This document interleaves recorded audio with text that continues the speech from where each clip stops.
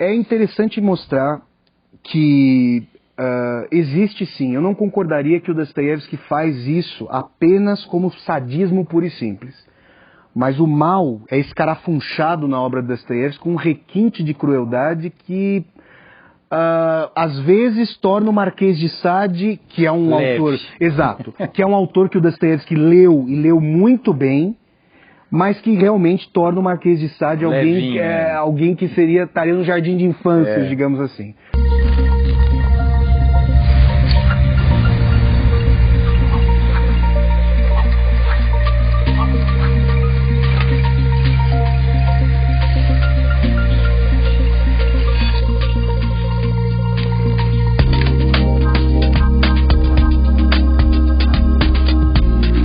Oi pessoal, começa agora o Quem Somos Nós, o programa para quem tem prazer em conhecer.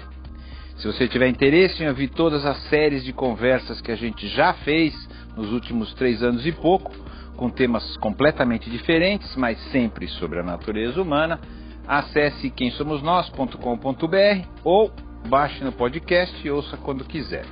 Já as séries mais recentes você assiste também no YouTube. Hoje nós vamos continuar a série sobre grandes textos do Ocidente, com o último romance de Fyodor Dostoiévski, é um tratado sobre a alma humana, Os Irmãos Karamazov. Aqui com a gente o escritor, professor e mestre de teoria literária pela FEFELESH, que é a Faculdade de Filosofia, Letras e Ciências Humanas da USP, Flávio Ricardo Vassoler.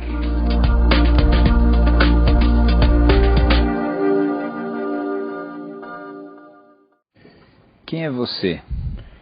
Meu nome é Flávio Ricardo Vassoler. Eu fiz doutorado em teoria literária pela Universidade de São Paulo, com estágio doutoral junto à Northwestern University, que fica ali em Evanston, nos Estados Unidos, uma cidade ao norte de Chicago. Então eu venho estudando Dostoiévski há aproximadamente 11 anos. É o escritor que mais fala dentro de mim, por toda a pletora de questões em termos filosóficos, existenciais, sociais e políticos. Então, eu sou um estudioso da obra de Dostoiévski e venho estabelecendo relações entre o Dostoiévski e a teoria literária, por exemplo, por meio do crítico russo Mikhail Bakhtin, e vem estabelecendo também diálogos entre a obra de Dostoiévski e a teoria crítica, né, assim chamada Escola de Frankfurt, sobretudo ali a partir das análises do Theodor Adorno, o pensador que seria ali um dos grandes expoentes da Escola de Frankfurt. Então essa seria uma apresentação sucinta assim, da minha trajetória. Mas como é que você chegou nele?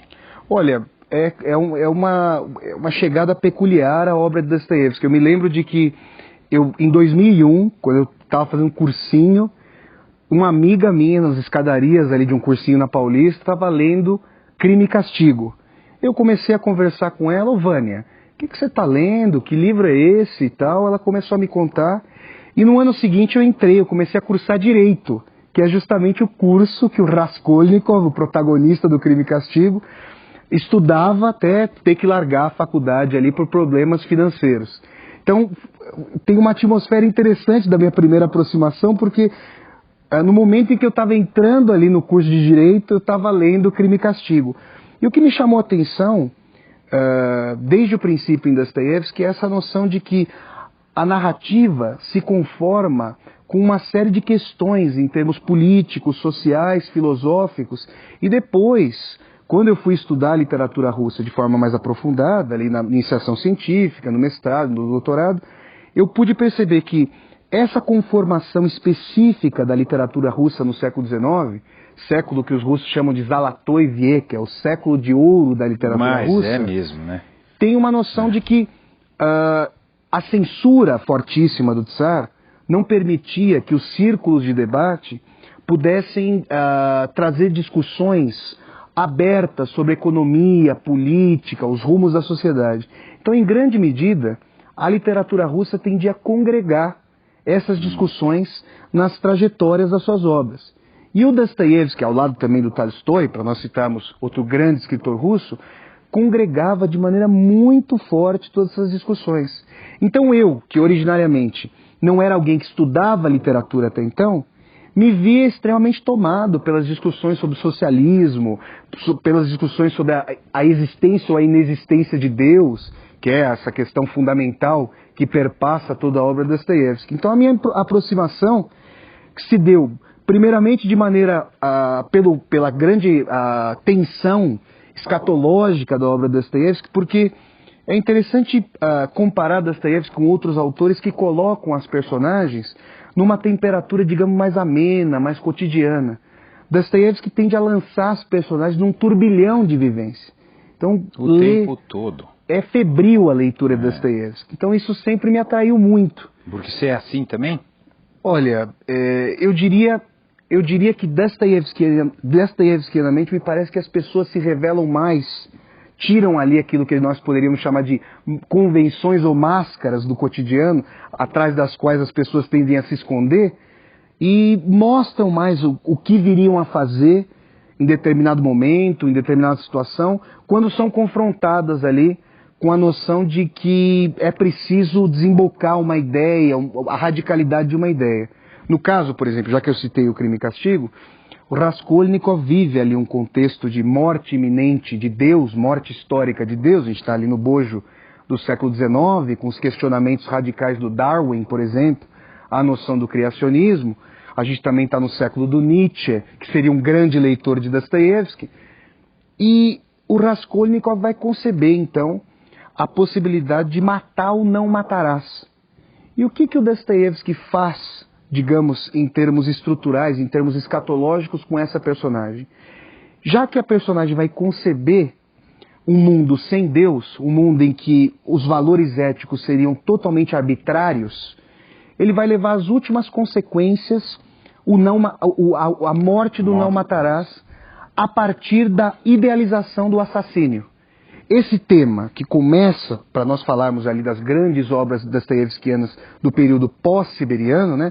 Ele ficou ali por ter feito parte de um grupo socialista radical. Em fins da década de 40, o Dostoiévski foi condenado primeiro à morte, e é muito interessante porque eu morei, durante o mestrado, eu morei 1 ano na Rússia. Então eu estive lá em São Petersburgo e fui até a Praça Semyonov, onde foi encenada a execução dos membros do círculo Petrashevsky, entre os quais o Dostoiévski. Que era um grupo de esquerda radical naquele momento. Isso. Né? E o imperador encenou essa história toda para eles ficarem com medo de morrer, não é isso? Até o último momento eles não deixou sabiam. Até lá, tá bom, vai então. E depois ele comutou no último momento essa pena, e depois os membros do círculo de Petrashevsky era um dos integrantes desse círculo, e os membros foram condenados a anos prolongados de trabalho forçado ali na Sibéria.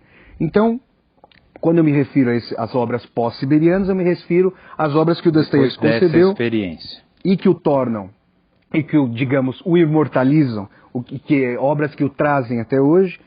Então, esse tema da morte de Deus, dos desdobramentos da morte de Deus, pode ter uma primeira ilustração, digamos, com o Raskolnikov. E vai atingir depois, de maneira, eu diria, ainda mais tensa, a nossa obra, a obra sobre a qual a gente vai discutir, que são os Irmãos Karamazov. Então, uma vez que Raskolnikov concebe a morte de Deus, ele quer pôr em prática a noção de saber se ele poderia tomar para si o gládio, o poder de Deus diante das criaturas, o poder de vida e morte. Então isso leva à concepção e à consecução de um duplo homicídio.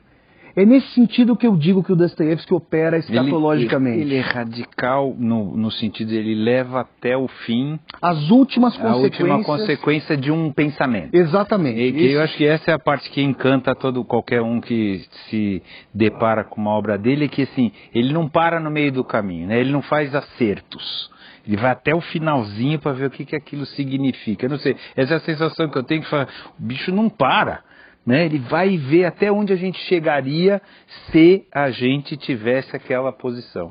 E isso me parece muito interessante, porque se nós tivermos a oportunidade depois de falar sobre isso, é interessante que esse método de Dostoiévski, essa característica que um crítico norte-americano fundamental, que escreveu 5 volumes de uma biografia, que na verdade é uma biografia de Dostoiévski, mas também uma radiografia de todo o contexto social, cultural, literário e político da Rússia de então. Eu estou me referindo ao crítico literário norte-americano Joseph Frank, morreu recentemente, morreu há 3 anos, em 2013, se eu não estou equivocado. Os 5 volumes que ele escreveu foram publicados no Brasil pela EDUSP. Essa também foi uma vertente que me fez ter muita proximidade com a obra de Dostoiévski. Por quê? Em determinado momento, ali, lá pelo ano de 2005, eu me deparei ali na Faculdade de Filosofia, da Faculdade de Filosofia da USP, eu me deparei com esses volumes do Joseph Frank, comecei a lê-los. Os 5? Na verdade, então, 3 haviam sido publicados. Corajoso. Fui lendo e o Frank ia reconstruindo os pares de discussão de Dostoiévski ali na Rússia de então, a influência das literaturas inglesa, alemã e francesa para a conformação da obra de Dostoiévski, e ia mostrando a gênese das ideias ali de Dostoiévski. Então, para tentar responder essa pergunta, por que Dostoiévski me atrai tanto e por o que ele diz de mais fulcral sobre o ser humano, é essa noção de que, ao conceber uma ideia que obseda, que encarna praticamente uma personagem, daí a noção de personagem-ideia em Dostoiévski, ele leva às últimas consequências essa ideia com desdobramentos cênicos, com ações. E isso nos dá a oportunidade hoje de pensar com Dostoiévski e tentar pensar para além de Dostoiévski com o próprio método dele. E aí, será que se nós levarmos as ideias ali que surgiram no século XIX e pensarmos com os desdobramentos da sociedade de hoje, como é que nós veríamos a noção do assassínio? Eu vou falar depois, então, sobre o fato de que, no Crime e Castigo, Raskolnikov concebe o assassinato e o executa. Já nos Irmãos Karamazov, nós temos, entre os irmãos, um mentor, que é o Ivan, do parricídio, e um executor, que é o filho bastardo, o Smerdyakov. E isso, a meu ver, isso eu venho trabalhando na minha pesquisa, isso é uma metáfora interessante para nós percebermos os desdobramentos desse mundo transpassado pela arbitrariedade, por falta de valores universais, sobre o que poderia redundar essa clivagem de uma nova classe que estava ascendendo. Então, Dostoiévski, muitos o chamam de profeta, eu deixaria esse termo do profeta de lado e tentaria dizer o seguinte: como o Dostoiévski está tentando pensar o movimento da história, o movimento das ideias, ele, com a sua imaginação escatológica, com a sua imaginação limítrofe, levando sempre às últimas consequências das ideias, tende a imaginar em que determinadas ações políticas, sociais, vão resultar. Então é interessante pensar, quando nós hoje temos a possibilidade agora de olhar... a gente está olhando para trás. Exato, o século XX, a União Soviética, pensando então entre aspas, as profecias, mas o que eu tenderia a dizer, as projeções históricas de Dostoiévski, é incrível como ele entreviu ali a possibilidade da emancipação ser revertida em arbitrariedade, em autoritarismo, como ele viu a possibilidade de discursos utópicos serem revertidos em distopia, em assassínio, em massa, em frieza ética, em indiferença social. Então o Dostoiévski tem muito de um autor do século XX, por exemplo. É um autor radicado no século XIX. Você acha que é claro que todo o contexto faz sentido, mas vou dar uma opinião, né, sem nenhum conhecimento igual ao seu, mas assim, me parece humano e não russo. Todas essas questões aí que ele coloca, não acho que são questões da sociedade russa, né? Me parecem do ser humano que, de alguma maneira, tudo isso que você está colocando, não sei se você entende o que eu estou falando. Claro. Ele tinha uma percepção que eu não sei se é social, apesar de ele ter uma vida social, né, assim, envolvida politicamente, mas acho que era uma percepção humana, assim, da alma humana de um jeito muito claro. A leitura para mim vem mais desse jeito. Tá. Né? O que eu diria que Dostoiévski está pensando a existência, e eu acho que você está trazendo essa questão da discussão da existência, Mas ele também ele sempre correlacionou a existência, a alma, e essa palavra é muito forte para ele, justamente por sua vinculação religiosa. Antes aqui do início do nosso diálogo, a gente estava conversando sobre qual seria, né, a influência religiosa em Dostoiévski, a gente pode até eventualmente falar sobre isso. Falaremos. Ele sempre correlacionou, ele sempre foi alguém pensando o movimento da história. Então, as questões eternas do humano, ou seja, qual o sentido da existência... Todas estão lá. Como é que nós poderíamos conceber uma existência com sentido se não há eternidade da alma, se não há Deus? Essa talvez seja a questão basilar ali de toda a obra de Dostoiévski. Como é possível fundar uma nova sociedade, se é que é possível fundar uma nova sociedade, uma sociedade emancipada, sem eternidade, sem a noção de que Deus. as ações dos seres humanos reverberam eticamente pela eternidade? Porque a gente pode falar sobre isso também, ele tende a ser bastante nihilista, bastante cético, pessimista sobre o futuro dos seres humanos, se não houver a possibilidade daquilo que eu chamo de cicatrização do espírito, vamos chamar aqui de reconciliação dos problemas humanos e históricos, sem uma eternidade, sem a possibilidade de o ser humano se religar, se reencontrar com a transcendência, com Deus e com a eternidade. Ele achava que isso era uma forma da gente se controlar, se civilizar, não é isso? Eu acho que... no final, que a civilidade, vê se era isso, assim, sem Deus ou sem essa transcendência, seríamos bestas feras fazendo qualquer coisa. Essa é uma dimensão muito importante no pensamento dele, que, por exemplo, se nós ligarmos aqui, falar da tradição histórica do Brasil ao catolicismo, ligaria a noção de transcendência à punibilidade do inferno, digamos assim, a punibilidade de transcendência. Essa é uma vertente importante. Mas, por exemplo, para citar um texto que não é tão conhecido pelo público em geral, mas me parece muito importante na trajetória de Dostoiévski, é um conto que ele escreveu em 1877 chamado O Sonho de um Homem Ridículo. Nesse conto, a personagem, né, o homem ridículo, que ele não é nomeado, então ele fica assim como o homem do subsolo, do Memórias do Subsolo de 1864, também não é nomeado. Essa personagem está à beira do suicídio. Ele leva às últimas consequências a noção de que não há sentido algum na vida. E esse é um ponto interessante para nós pensarmos a morte de Deus. Se nós imaginarmos Deus como um cristal, como um todo, que é arremessado pela história e se estilhaça, várias possibilidades de desdobramento fenomênico vão se dar. Uma delas, como nós já comentamos, é esse assassínio, essa afronta em relação ao antigo pai. O assassínio. O Dostoiévski vai desdobrar isso em vários sentidos. Daí essa noção do Camus de que ele fica escandindo ao mesmo tempo. Em volta. O assassínio, a extorsão, a pedofilia, o parricídio, como é o tema fundamental dos irmãos Karamazov, e o suicídio.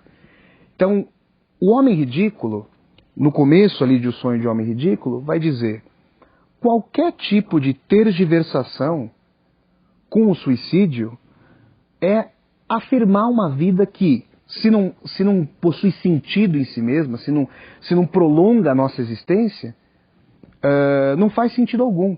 E nesse ponto, o suicídio é o desdobramento mais coerente, natural, diante da nossa finitude, diante da nossa obsolescência. O Ivan Karamazov, para nós entrarmos ali Ele se posiciona assim, ele é ateu, né? Não é isso, Ivan? Essa é uma questão espinhosa também, eu trago várias questões ali. Mas o Ivan vai dizer o seguinte: até os 30 anos, bom, eu faço um parênteses, na época do Ivan a gente não tinha um subterfúgio de alguns laboratórios para alegrar a vida durante mais tempo, né? Então ele diz, até os 30 anos, até a virilidade da juventude, valeria a pena, haveria a possibilidade de afirmar a vida, afirmar o prazer, afirmar o hedonismo para além da dor e da falta completa de sentido. Depois disso, a vida iria para uma queda inequívoca. Mas o homem ridículo acha que isso é uma estupidez, porque a vida é transpassada de sofrimento, os momentos de gozo, de felicidade são completamente efêmeros, e ele percebe em si que tudo lhe é indiferente. Ele vai cometer o suicídio. Por que eu estou dizendo isso?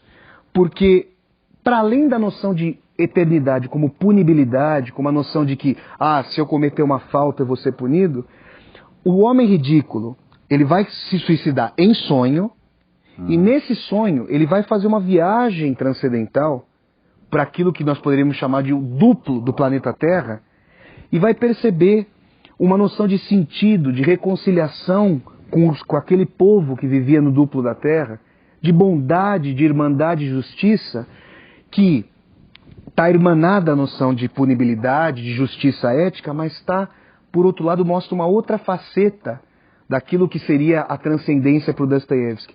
A noção da bondade, a noção de sentido, de reencontro com os entes que foram perdidos, a noção de justiça, não com a faceta agora da punibilidade, mas com a faceta do que é bom.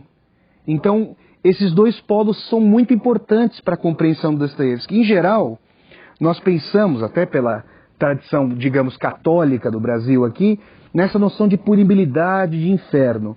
Mas Dostoiévski está pensando também, e a obra dele é transpassada por isso, com uma noção de que, para nós retomarmos uma passagem do Cristo ali do Sermão da Montanha, bem-aventurados os que têm sede de justiça, porque o seu clamor será atendido. Essa justiça é uma noção de punibilidade, mas também a noção do perdão.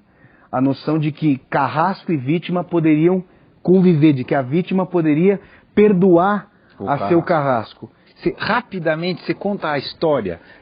Rapidamente, só para quem ainda não tem não leu a obra. Isso. Né? Rapidamente a gente conta a história e depois a gente vai destrinchando ela. Os irmãos Karamazov representam a última obra de Dostoiévski. Ele não pôde... Ele tinha quantos anos? Ele morreu com 60 anos, então foram nos últimos 2-3 anos de vida em que ele pôde se dedicar de maneira contumaz ali à escrita dos irmãos Karamazov. E é peculiar esse dado biográfico. Eu tive ali em São Petersburgo, no Museu Dostoiévski, a casa onde ele viveu, onde ele escreveu então os irmãos Karamazov. O Dostoiévski sempre foi acossado por dívidas, por uma situação financeira muito instável, diferentemente, por exemplo, do Turgenev e do Tolstói, que tinham origens muito remediadas, exatamente.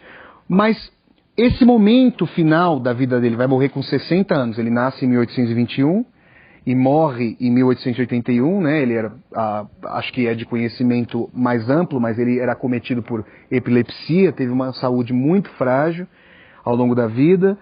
A epilepsia é um tema fundamental da obra dele. Nos irmãos Karamazov também. Exato, lá no Idiota, a gente mencionou o Idiota, também. O príncipe Mishkin é acossado por ataques de epilepsia. E ele, enquanto escreve os irmãos Karamazov, esse livro vai sendo publicado em capítulos, naquelas chamadas revistas grossas, nas revistas ali literárias da Rússia, ele vai escrevendo, ele já tem uma situação financeira melhor em comparação com o restante da carreira dele. Exatamente. Então, eu tive ali, né, no Museu São Petersburgo, foi bem emocionante para mim, como alguém que gosta muito do Dostoiévski, da obra dele.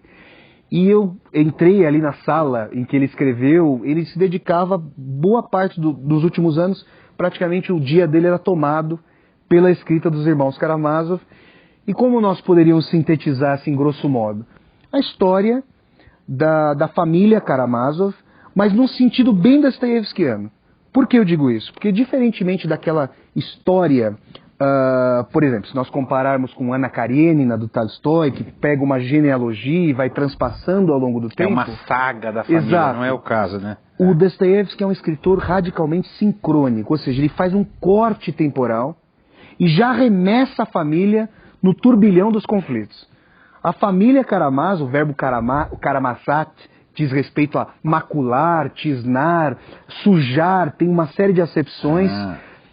A família é completamente fraturada, né? É uma família tipicamente dostoiévskiana. O pai, o Fyodor Pavlovich Karamazov, é um bufão, é um orgíaco, é um beberrão. Ele é alguém que seria a última pessoa a representar o exemplo de um pai, mas é justamente pai. Do Alyosha Karamazov, do Dmitry Karamazov, desse Ivan Karamazov, que segundo Dostoiévski teria sido sua maior criação, em termos de personagem, e tem um filho bastardo, que é o Smerdyakov, que inclusive vai ser quem executa o parricídio. Mas ele não admite que esse filho é bastardo, é isso, o pai? Essa Na história ele fica meio assim, ele fala, não sei se é. tem uma Pode questão, ser que seja, tem né? uma questão muito tensa, porque, como eu disse, era um beberrão, e num determinado momento eles estavam numa bebedeira ali, e eles fazem uma aposta com a pobre mãe do Smerdyakov, uma aposta sobre se ele teria coragem de copular, de fazer sexo com aquela mulher que tinha problemas mentais, inclusive e tal. Então, o Smerdyakov, Smerd em russo tem a ver com a origem do termo, até peço desculpa Latino, pela palavra. vou falar aqui. Merda e tudo mais, mau cheiro. O Smerdyakov é cagado no mundo. Ele é parido por um ato de estupro, por uma aposta vil. Então ele é filho da quebra, da infração, do estupro. Isso traz um matiz muito forte de uma geração, porque o Smerdyakov é alguém que tem muita capacidade intelectual, como, por exemplo, o Ivan, que vai ser o irmão que vai conceber intelectualmente o parricídio. Só que, diferentemente do Ivan, isso é muito interessante em termos metafóricos, o Ivan teria algo a perder, o Ivan teria um lastro social, o Ivan seria filho de uma tradição. O Ivan concebe o parricídio, mas não vai executá-lo. Ele não faz. Ele não evita que o parricídio aconteça. Ele permite que aconteça. Exatamente. Vamos voltar lá, vamos lá que a gente está passando na frente. Então ele tem o pai, que é um malucão, bêbado e tal. Parece que deu golpe na mãe, né, para ficar com a grana e tal, não sei o que lá. Tem os filhos, 3 que ele admite, os legítimos, né? E um que ele usa, né, mas não admite, ou tá lá, ele fala, você tá por aí, é meio Smerdyakov mesmo. Isso.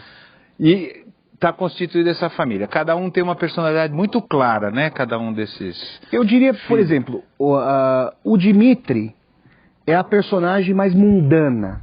É aquele que desperta o ardor das mulheres, é o conquistador, é o ardente. Jogador. E muito próximo, então, na disputa por uma mulher ali, com o Fyodor Pavlovich, com seu pai. O Ivan também faz parte dessa disputa. A gente está falando ali dessa mulher fortíssima na obra de Dostoiévski, que é a Grutchenka. Lá no Idiota, só para fazer um aporte, as mulheres na obra de Dostoiévski têm uma personalidade muito forte. A gente pode citar, por exemplo, a prostituta Lisa, no Memórias do Subsolo, a Sônia Marmeladova, no Crime e Castigo, a Anastácia Filipovna, no Idiota. São mulheres muito fortes, de personalidade muito forte, e que vivenciam a possibilidade ou a impossibilidade do amor, muitas vezes como a completa perda de si, a abnegação. No caso da Sônia, por exemplo, a Sônia vai se irmanar ao Raskolnikov quando ela descobre que ele é um duplo homicida. Então ela vai acompanhá-lo até a Sibéria. A Anastácia Filipovna, ali do Idiota, é uma das mulheres tidas como uma das mais belas da obra de Dostoiévski. Ele é uma descrição, quando o Mishkin, o protagonista do Idiota, se depara com o retrato da Anastácia, a descrição é belíssima, pungente. E a Anastácia... E a Grutchenka também é boa. Muito bonita. A Anastácia sofreu uma série de abusos e ela não consegue mais amar alguém sem mutilar a si mesma. Eu estou fazendo esse aporte das mulheres para chegar, porque a Grutchenka tem muito de Nastácia também. Essa noção de que o amor tem muito do patos e da automutilação. Então ela fica oscilando. Ela joga, né? Ela joga, uma entre grande o pai, jogadora. exato, entre o pai e os irmãos.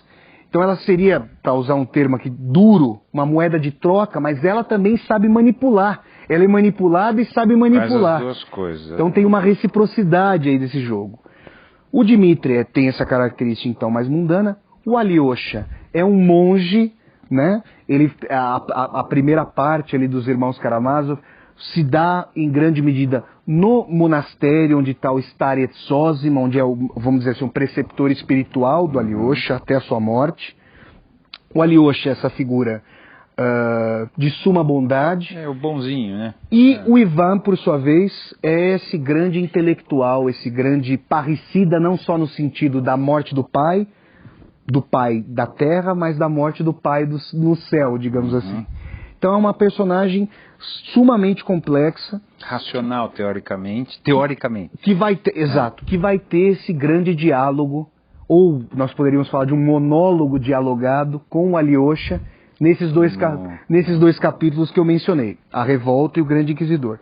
Para fechar esse preâmbulo sobre a obra, vale frisar que Dostoiévski concebeu os Irmãos Karamazov como o primeiro livro de uma série que viria a se chamar A Vida de um Grande Pecador. E os Irmãos Karamazov, como diz o prólogo do próprio autor, se centra em função do Alyosha. Ele seria o protagonista. E o Dostoiévski tentaria ver como se daria a vida do Alyosha saindo então do monastério e indo para o mundo. Porque essa questão é fundamental. Bom, se há dúvida, se a época está enviando Deus para o exílio, qual é a possibilidade de reconciliar os homens e mulheres em meio a esse mundo? E supostamente o Alyosha deixaria então a posição do monastério, do monge, do religioso, para aderir a movimentos revolucionários. Não aconteceu. Não aconteceu porque o Dostoiévski morreu, exatamente. Mas se nós nos lembrarmos ali da conversa, do momento final ali no capítulo do Grande Inquisidor, em que o Ivan e o Alyosha estão discutindo, o Ivan diz: quero encontrar você daqui a 10 anos, quero encontrar você para ver quais foram os desdobramentos de sua vida. Dostoiévski então não pôde concluir essa grande obra, né? Esse ciclo da vida de um grande pecador.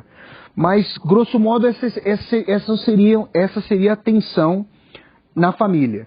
E o tema fundamental ali, que fez com que o Freud, por exemplo, dissesse que os Irmãos Karamazov representariam o mais importante romance da história da literatura universal, o tema fundamental é justamente, como nós dissemos, mas agora pontuamos com especificidade, o tema do parricídio, né? Essa questão sobre a morte do pai, as tensões entre gerações, pais e filhos. E aí eu volto a colocar essa noção. Se o Ivan tem um lastro social, um lastro de pertencimento, o Smerdyakov, que é o parido, cagado mais uma vez, não teria nada a perder. Seria fruto de uma geração vindoura, uma geração que estava tomando força em termos políticos e sociais e que poderia tentar fazer tábula rasa, para nós usarmos um termo muito caro aos revolucionários franceses da geração anterior. Zera tudo. Exato, para a construção do novo mundo. Não tem nada a perder com o novo homem, o novo mundo, o novo tudo. Esse novo que o Dostoiévski veria não teria base para... Exato, com medo. Não teria base para acontecer. Esse novo teria que lidar com as contradições humanas que perpassam a história e fazem parte da identidade dos homens e das mulheres. Então, o que ele coloca, e é muito forte, é isso assim, não existe essa história, né, de zerar tudo, então haverá um novo homem, um novo momento, que eu acho que isso ele matou a pau, né, ele acertou perfeitamente, não existe essa história. Né, somos assim, nós temos naturezas assim. A gente estava falando também antes de começar a gravar, que uma pessoa me perguntou, com quem que você se identifica, qual dos filhos? Eu falei, com todos, tá certo? Com todos, a gente é um pedaço de tudo aquilo e tal, a gente não é uma coisa só, ou seja, um monte de contradições, né, que a gente tem, e que não existe essa ideia de que virá o novo, soterrará o velho e o novo construirá alguma coisa, já que o novo vem do velho, né? Essa questão, Celso, que você está trazendo, é uma questão totalmente fundamental para o Dostoiévski. Eu não diria que ele não concebesse a mudança dos seres humanos, porém, ele usa um termo várias vezes ao longo da sua obra, já ali, por exemplo, numa obra de 1862, chamada Notas de Inverno, sobre impressões de verão, ele vai falar sobre a noção de que a inteligência revolucionária, esses membros da inteligência revolucionária, que seriam os pais da geração do Lenin, do Stalin e do Trotsky, que viriam a fazer então a Revolução de Outubro de 1917, ano que vem a gente completa então 100 anos, um século da consecução dessa Revolução, Dostoiévski diria, esses grandes arquitetos da nova sociedade estão projetando um homem por meio de uma planilha logarítmica, por meio de uma planilha abstrata, que não dialoga com as contradições reais que forjaram os homens. Perfeito. Então, as mudanças, ele usa esse termo no Notas de Inverno sobre Impressões de Verão, as mudanças, se vierem, vêm com muito mais lentidão do que as planilhas possam conceber e precisam estar na carne e no sangue dos homens e mulheres. Senão Isso não leva... se sustenta. Exato. Para fazer um paralelismo com uma categoria do sociólogo francês, o Pierre Bourdieu, ele fala da noção de hábitos, da noção daquilo que nós tomamos como natural, mas que na verdade não é natural, é a mediação histórico-social das nossas ações. E aí o Dostoiévski poderia refletir, então, pensemos nesse exemplo. A Rússia, você mencionou a questão da existência, das questões eternas, e eu poderia fazer uma localização da Rússia, então. A Rússia ali no século XIX, e continuaria isso até 1917, era um país com bases feudais, e em comparação com a Europa Ocidental, um país atrasado economicamente, apesar de quantitativamente ter o maior proletariado da Europa, dado a sua grande população. O Marx, por exemplo, né, o grande teórico do socialismo, não apostava que a Rússia fosse fazer a revolução, mas curiosamente, ao fim da sua vida, se propôs a aprender o russo porque percebeu que a inteligência revolucionária ali poderia, num primeiro momento, capitanear a revolução, mesmo ela ocorrendo na periferia do capitalismo. Ele morre dizendo que era fundamental que a revolução se espraiasse para o centro do capitalismo, mas começou a perceber que a Rússia poderia capitanear essa revolução. Então, é interessante perceber o seguinte: a Rússia tem o atraso em termos sociais, em termos econômicos, mas vai estabelecer a vanguarda ali daquilo que nós poderíamos chamar de tradição revolucionária. E o que isso implica?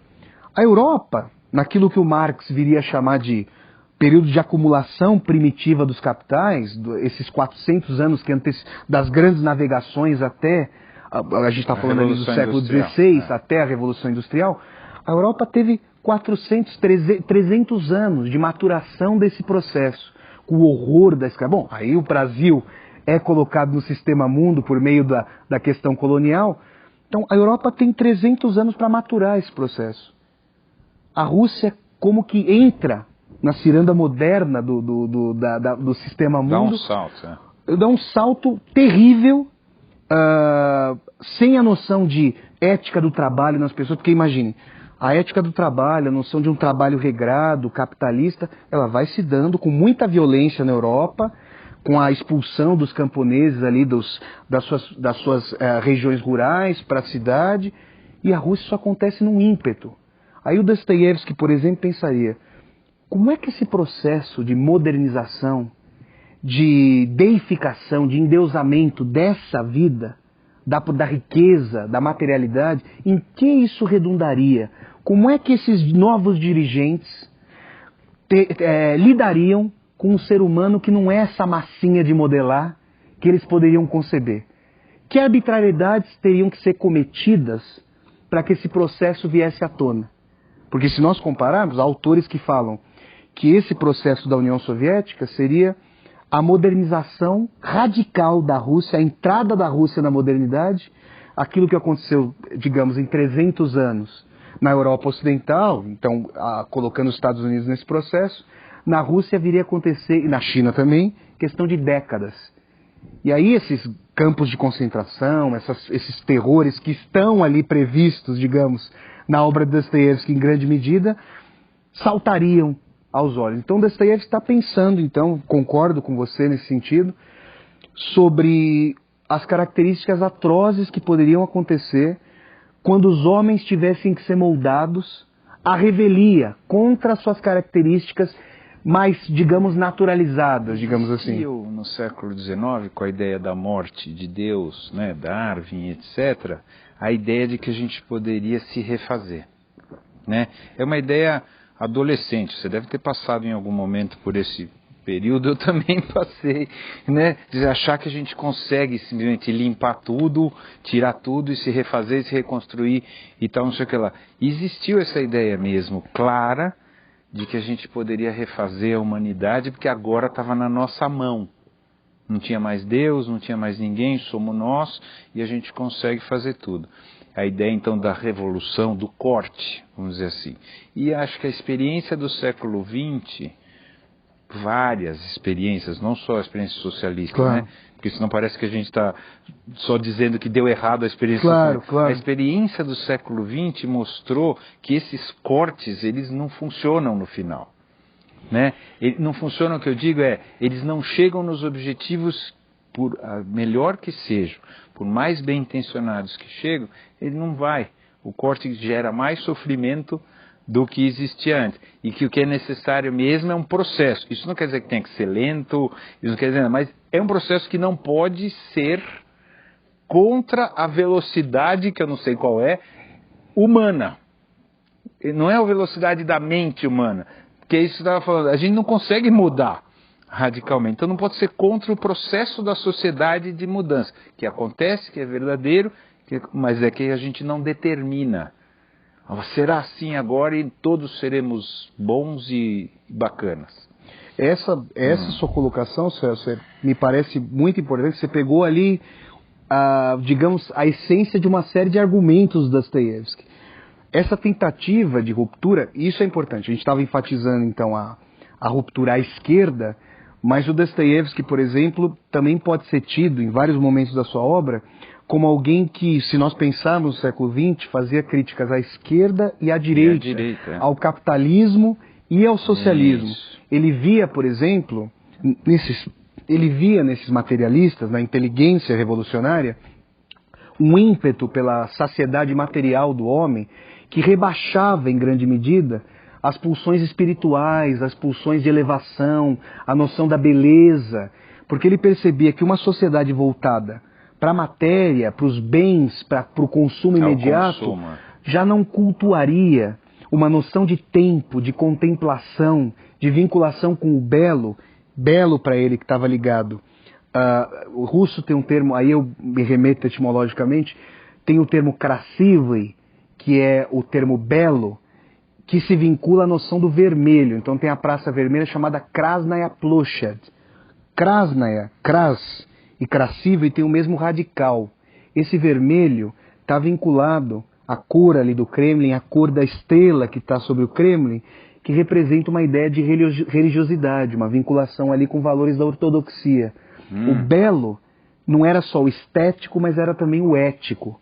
Então, nesse sentido, ele percebia que uma sociedade voltada apenas para si mesma, para o instante já, para a finitude, se desvincularia desses valores de contemplação do belo e, nesse sentido, com uma democracia de massas, com uma sociedade utilitária, rebaixaria em enorme medida os valores, rebaixaria a inteligência socialmente partilhada, faria com que houvesse uma idiotia socialmente compartilhada dos valores. E isso é uma crítica, uma projeção, por exemplo, para aquilo, já que eu falei no começo aqui da nossa discussão sobre a escola de Frankfurt, para aquilo que o Adorno e o Horkheimer, né, o Theodor Adorno e o Max Horkheimer, os dois pensadores alemães ali da escola de Frankfurt, chamariam de indústria cultural. Então é interessante pensar que, se o Dostoiévski está falando sobre experiências políticas que potencialmente autoritárias, dada essa persistência do homem, que não é simplesmente uma massa de modelar, mas permanece com identidades que foram forjadas, foram construídas ao longo da história, que essa experiência política de transformação utópica, se ela tende a ser revertida em distopia, a outra face da moeda desse processo de vinculação com a finitude, vinculação com o materialismo mais comezinho, tende a fazer com que os valores eternos, as questões eternas, a vivência do tempo seja não qualitativa, mas quantitativa por excelência. E aí ele já previa um rebaixamento... Perde o sentido. Um rebaixamento das discussões, uma perda de potencialidade das grandes questões. Porque o homem radicado, no instante, já não tende a pensar sobre o sentido, sobre o porquê de estar aqui. E as personagens do Dostoiévski, nesse sentido, nessa medida, são personagens, eu diria, distantes das tensões da nossa época, do homem colocado nessa nossa época, voltado para a reprodução da sua vida aqui. As personagens das Dostoiévski querem trazer consciência, e não embotamento de consciência e vinculação com o momento presente. Essas personagens estão continuamente tentando ressignificar o mundo. É por isso que a leitura de Dostoiévski me parece, nesse sentido, descompassada com a nossa época, nessa medida. Porque ela clama pelas perguntas eternas que você mencionou. O que a gente está fazendo aqui? A morte é a finitude? A morte é a queda da espada de Damocles? É o fim de tudo mesmo? Se há alguma coisa para além da morte, o que é que poderia acontecer? Como é que seria possível haver o perdão? É a questão do Ivan Karamazov por excelência. É possível que a vítima perdoe ao carrasco? São questões que nos remetem à existência, à transcendência, aos valores totais. E ele previa, a gente falou da crítica política, agora a gente está falando da crítica ética e estética, digamos assim. Ele previa uma massificação, uma padronização dos valores, um rebaixamento das discussões, que parece ter muito sentido aqui na nossa época. Que está acontecendo. Exatamente. Então, nesse sentido, Dostoiévski é mais uma projeção escatológica dele. Pensar as ideias levadas às últimas consequências. Em que a concepção de um ser humano que se satisfaz com a forragem do estômago, em que se transforma, para usar um termo ali do Memória Subsolo, em uma tecla de piano, em que esse ser humano reduzido a uma engrenagem de um sistema mecânico, em que esse ser humano em que ele vai pensar, se é que vai refletir. Que vai pensar. Exatamente. Então, essas são balizas importantes aí para a gente pensar com as grandes questões que o Dostoiévski movimenta. Tá. Eu vou voltar no livro, claro, especificamente. Tentando então alinhavar ainda um pouco da história. Tem os irmãos, um joga, bebe, curte e come todas as mulheres, tá certo? O outro é um intelectual, ou metido a intelectual, podemos chamar assim, tal, ateu, blá, blá, blá, blá. O outro é um padre e o outro é o bastardo, né? Não é isso? E o pai é um babaca, né? Vamos chamar assim. Agora, e eles... Posso fazer claro, parênteses? Deve. A figura do pai ela é muito sintética para falar desse sensualismo de que eu estava dizendo. Eu estava falando agora desse materialismo voltado para os bens, para a mercadoria. O pai, por sua vez, é a encarnação de uma outra face desse materialismo, que é a sensualidade. É o prazer. Ele diz, são palavras do Fyodor Pavlovich Karamazov, eu vou me locupletar, eu vou viver o restante dos meus anos com o gin e a devassidão, com o álcool e as mulheres. Essa é a minha vida. Então, o legado do pai, isso não é qualquer pessoa dentro do romance que está fazendo isso, é o pai. E, historicamente, falar sobre pai, na tradição ali judaico-cristã, é remeter à noção de Deus. Claro. Então, o pai é alguém sem valor. Assim, eu vou curtir, dane-se. Exato. Né? Ou seja... E dane-se vocês também. Perfeitamente. Então, a gente tem a colocação corriqueira. A maçã não cai muito longe da árvore. No caso do Ivan e do Dmitry e do Smerdyakov, parece que não. No caso do Alyosha, realmente... Parece que caiu lá, sim, rolou. Exatamente. Então, o pai é essa quebra dos laços. É essa quebra da paternidade. Se nós pensarmos, por exemplo... Ele não se importa com os filhos de verdade. Se nós pensarmos na aliança do pai, do Criador com as criaturas, né, da criação, como o religare do Criador com as criaturas, a gente fala de uma aliança. E o pai Karamazov é alguém que rompe essa possibilidade. Ele parece ter sido, vou usar mais um termo aqui, parece ter ejaculado, e esse ter sido o ato de paternidade dele. E aí, a vinculação dos filhos com o pai é uma vinculação que nós poderíamos chamar de eminentemente robesiana. É uma luta encarniçada. É uma noção pecuniária, eu quero o espólio. Sobre dinheiro. O dinheiro é a mulher. O monge não, né? O monge é bonzinho. Isso, exato. Ele é bonzinho, o monge. E aí, se eu puder levar a história para o diálogo, vamos levar ali para o diálogo da revolta e do grande inquisidor? Claro que são... esse diálogo, a gente começa a ler os Irmãos Karamazov e já começa a esperar quando é que o Ivan vai debater essa vai questão se colocar, sobre a existência de Deus ou sobre a inexistência de Deus com Alyosha. A gente espera esse debate desde o começo do livro.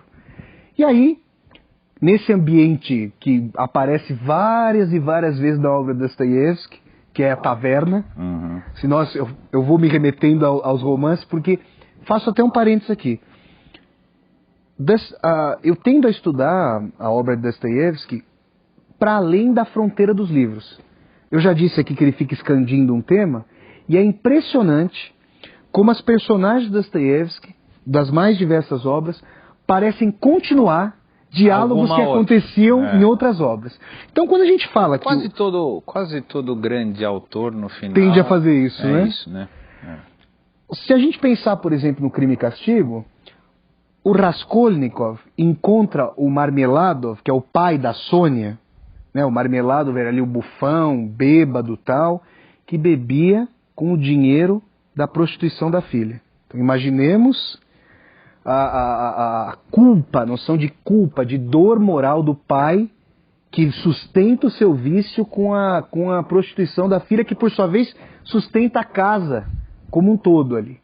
Então eles vão dialogar numa taverna. E é um diálogo sumamente escatológico ali, que acontece com aqueles vapores etílicos, aquela atmosfera mais lúgubre, mais escura. E aí eu faço até um parênteses. A gente aqui no Brasil, né, um país tropical, a gente tem a noção do botequim, da ocupação da calçada. É diferente, né? Moscou, e eu cheguei a pegar lá menos 35, Moscou é realmente uma terra do subsolo. Você não pode abrir uma porta, você não vai abrir uma porta no inverno dando para a rua. Então é aí que você desce, né? Os bares, vamos dizer assim, as tavernas, são aquelas tavernas que você desce uma escada e tem aquela porta espessa, e aí você vai abrir e não vai ser atingido por uma lufada de ar ali a menos 30, menos 35. Então eles vão se encontrar nessa taverna, e eu gosto muito dessa descrição, porque é o zum zum zum das conversas, é o choque das bolas de bilhar, num ambiente extremamente mundano, e o Dostoiévski era alguém que trazia essas grandes abstrações, elas não eram despidas de carnalidade, elas não estavam distantes do mundo. Não precisava ser num lugar, no pico da montanha. Na Torre do Marfim, digamos assim. Exatamente. Ela estava acontecendo ali. E então os dois se encontram. Eles se encontram em determinado momento da obra, a gente espera esse embate, a noção do parricídio, de que o parricídio pode acontecer, está pululando. O Ivan já havia concebido. O Dmitri Karamazov está disputando a Grutchenka com o pai. Chega a ameaçar o pai, que vai matá-lo e tudo mais. E então os dois se encontram nessa taverna que eu mencionei. E aí vem à tona esses que para mim são os capítulos mais fundamentais. E aí eu vou tentar mostrar, é uma noção polêmica, mas eu gosto dessas polêmicas, eu gosto de trazer à tona essas contradições. Traga o seu olhar. Por isso que você falou, o Ivan é um ateu. Eu diria que sim, mas diria que ele abre eventualmente a possibilidade para uma outra reflexão sobre Deus. Vou tentar falar sobre isso aqui. Então vai. Eles começam a conversar. Então vem o capítulo A Revolta. E aí eu diria que o Ivan como que faz terra arrasada da possibilidade de uma teologia fundada a partir de um Deus bom, que se vinculasse ao sofrimento atroz no mundo. Como é possível sustentar? Como alguém bom produz coisas ruins. Exatamente. Né? Como algo bom... Essa questão que transpassa a história da teologia. Ou permite coisas ruins. E aí o Ivan vai... isso é muito importante na obra do Dostoiévski. O Dostoiévski, eu falei que era alguém mundano, que se aproximava do mundo. Um dos métodos de concepção do Dostoiévski era se embeber das notícias dos jornais. Ele ia aos tribunais, ele assistia aos julgamentos. A gente vai ter até, nos Irmãos Karamazov, 200 páginas de um longo julgamento ali do Dmitri Karamazov, né? Que é acusado do assassinato, mas não é ele. Não fez. Teria assassinado, digamos assim, se o Smerdyakov não tivesse concretizado a ação. Exatamente. Então o Ivan, ele vai achar nos anais russos ali uma história completamente atroz. eu vou pegar a segunda história que ele vai narrar ali, porque ele vai falar, por exemplo, da guerra nos Balcãs, da guerra dos turcos, e vai mostrar. E aí eu faço um parênteses, Dostoiévski, infelizmente, eu digo infelizmente, porque eu não vou, obviamente, saudar as tendências filofascistas ou proto-fascistas que havia no Dostoiévski. Eu explico porque eu estou usando o termo fascista. A minha orientadora ali do doutorado, a professora Susan McReynolds, que é docente do Departamento de Línguas e Literaturas Eslavas da Northwestern, tá para escrever um livro, tá acabando um livro, dizendo que há fortes tendências que poderiam mostrar um Dostoiévski, sobretudo no seu Diário de um Escritor. Eu faço um parêntese dentro do parêntese. O Diário de um Escritor foi publicado nos Estados Unidos como uma série de 2 livros, e a editora Edra começou a publicar o Diário de um Escritor aqui no Brasil. Dostoiévski teve uma atividade jornalista durante muitos anos.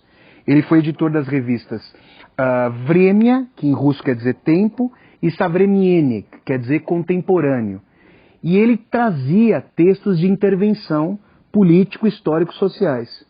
Nesses textos, diferentemente das obras, que eu considero muito mais dialéticas, muito mais antitéticas, muito mais contraditórias, não com uma tendência unívoca, muitas vezes nesses textos ele tem o tom do panfleto e assume percepções extremamente nacionalistas, imperialistas, antissemitas, de tal maneira que a Susan McReynolds tende a ver o Dostoiévski como um dos primeiros autores a forjar uma tradição proto-fascista ali na Europa. Então eu discordaria em toto dessa tese pelas obras, exatamente. Eu nem acho que no Diário do Escritor essa é a única voz. Eu não diria que é a única voz, mas que esses caras faz. Que essas tendências estão presentes ali, estão. Então, voltando lá para os 2 capítulos. Exatamente. Então, o que acontece? Dostoiévski cria sempre refletindo a partir dos fatos, daquilo que está acontecendo, daquilo que é pungente. E por que eu estava falando do chauvinismo dostoiévskiano? Porque ele vai citar a maldade dos turcos. Como se os russos, na sua sangue... Como se, meu Deus do céu, como se eles não cometessem barbaridades. Então, esse matiz que acontece, por exemplo, no próprio dos irmãos Karamazov com os poloneses. Você pode reparar que quando os poloneses são citados, tem uma característica pejorativa. O Império Russo sempre tendeu a ver a Polônia, que é um país de independência recentíssima, e que sempre tem... um pedaço a ser utilizado, quintal da... Exatamente, um termo ali do imperialismo um quintal da Rússia. Então o Dostoiévski cita um horror de que na guerra ali com os turcos, eles jogavam bebês diante de suas mães para cima e espetavam os bebês em baioneta. Meu Deus do céu, um negócio, uma imagem tétrica. E aí, quando a gente acha que a gente chegou ao cume daquilo que é tétrico, o Ivan vai trazer mais um exemplo diante do monge. Ele vai falar o seguinte, vai começar... Primeiro, a gente está falando aqui do capítulo A Revolta, então, antes de nós entrarmos no Grande Inquisidor. O Ivan vai falar o seguinte, muito bem, voltemos ao tempo obscuro da servidão. Pensemos aqui num grande senhor ali, que era detentor de dezenas e dezenas de almas. Quando eu falo de almas, né, eu estou me remetendo pessoas ou aos servos, né? E, aliás, esse termo almas é importante na trajetória russa. O Nikolai Gogol, que é um grande escritor russo, precursor do Dostoiévski, né, que influenciou bastante o Dostoiévski, escreveu o livro Almas Mortas. Quando a gente cita, então, na tradição da literatura russa, ou na historicidade russa, o termo almas, a gente está se referindo aos servos, que seriam filhos de Deus, teriam almas, mas que não seriam proprietários de seus próprios corpos.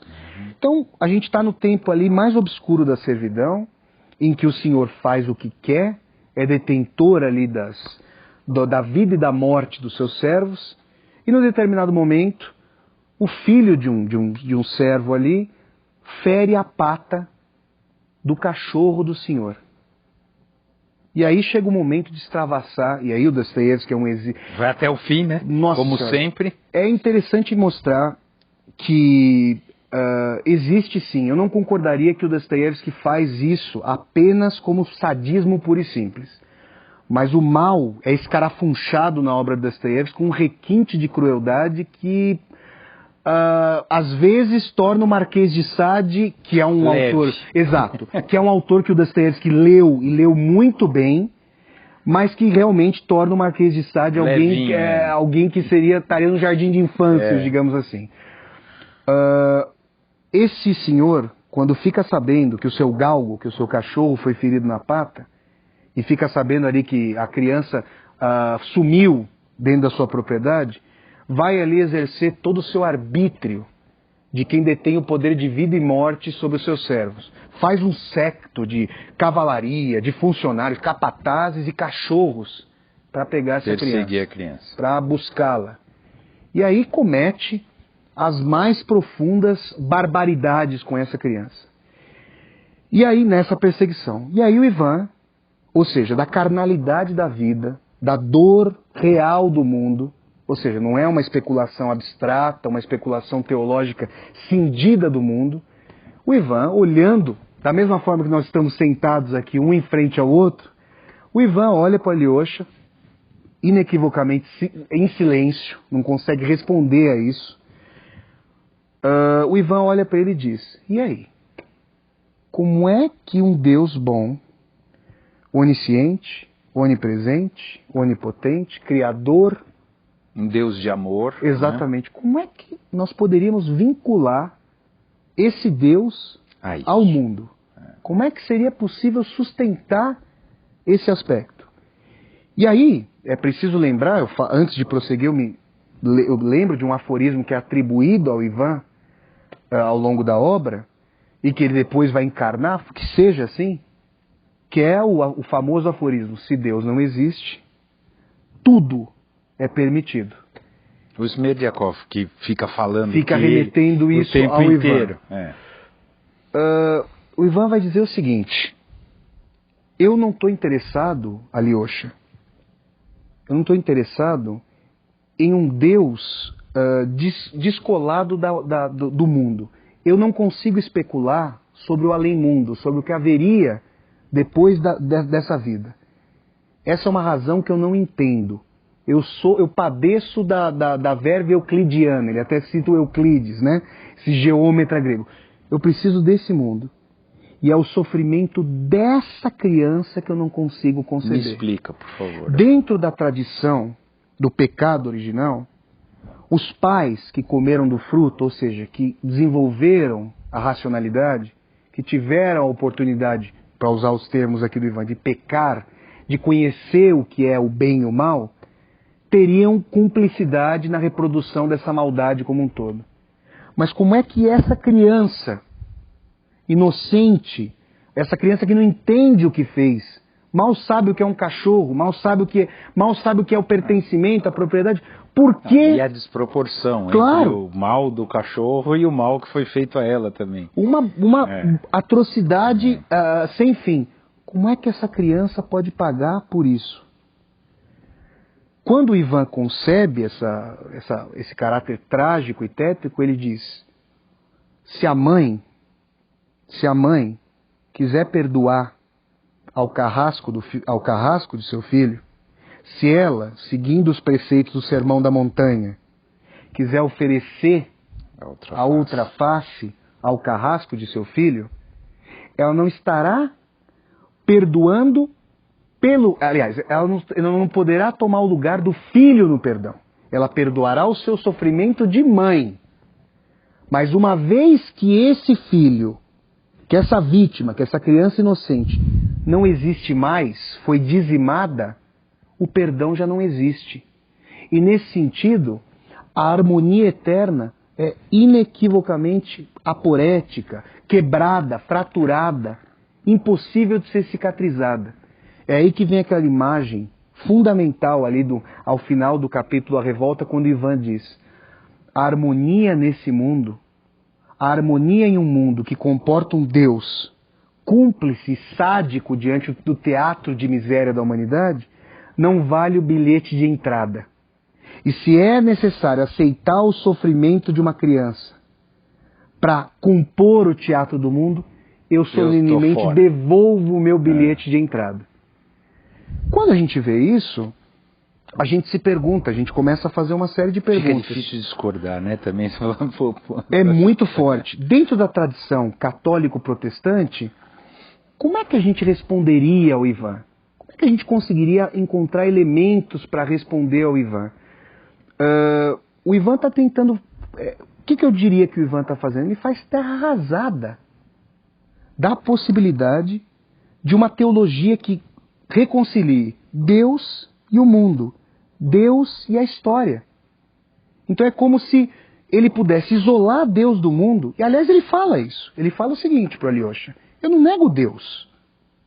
Posso até consentir que ele exista. Nego o mundo que ele criou. E isso é capcioso. Por quê? E aí eu começo a encaminhar essa minha resposta a essa noção do ateísmo do Ivan antes de nós entrarmos ali no Grande Inquisidor. Porque a gente não chegou ainda na lenda do Grande Inquisidor. Exato. Se Deus não existe e tudo é permitido, Deus poderia voltar a existir. Porque eu estou falando que tudo é permitido. Porque lembremos que Deus, que o Ivan diz que eu não nego Deus, nego o mundo que ele criou. E aí eu me pergunto, e essa é uma das... A gente estava conversando antes, essa é uma das questões que eu trago ali na minha tese de doutorado sobre Dostoiévski. E se houvesse uma possibilidade outra de resposta para essas questões? E se fosse possível tentar rearticular Deus e a história? Uma das coisas que sempre me intrigaram nessa discussão entre o Ivan e o Alyosha é o fato de que o Ivan insinua que a criança, após ser estraçalhada pelos cachorros, não existe mais. A despeito de a tradição judaico-cristã, ou a tradição cristã, eminentemente, falar da eternidade da alma. Por que o Alyosha fica em silêncio nesse sentido? Lembremos que no começo da revolta, o Ivan capciosamente fala que não quer falar sobre o além-mundo. Mas toda a ética cristã é fundada no além-mundo. Ela é fundada na noção de que a morte faz sentido, dá sentido à vida, porque existe a eternidade. Exatamente. Por que o Alyosha silencia diante disso? Eu me pergunto e trago essa pergunta para vocês. Porque em grande medida, e aí concílios da Igreja Católica trouxeram essa noção de fechamento em relação às investigações sobre o que se daria no além-mundo. Mistério. A gente já está chegando a palavras do Grande Inquisidor ali. Mistério. Fé e mistério. Não é possível saber. E não adianta discutir sobre isso. E o que a lógica do Ivan está trazendo é a noção de que, sem conhecer isso, não seria possível religar a história a Deus. E lembremos mais uma vez de que ele diz que não nega a Deus. Nega o mundo por ele criado.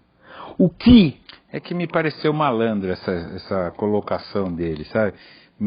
Pode ser que eu esteja errado e você, com certeza, você está mais certo do que eu. Mas me pareceu malandro assim. Falando, não nego Deus, mas nego o mundo. Mas Deus sabe-se lá. Essa é uma possibilidade. É espertinho. Essa é uma possibilidade que se vincula ao ateísmo. E aí a gente fica perguntando o seguinte. Eu até vou retomar. Eu escrevi um ensaio, foi publicado ali na revista Cult em abril de 2015, chamado Patíbulo e Perdão, em que eu pego essa questão do Ivan. O que eu digo? E se o filho pudesse perdoar a vítima? Aí você vai me dizer, mas o filho morreu. Morreu.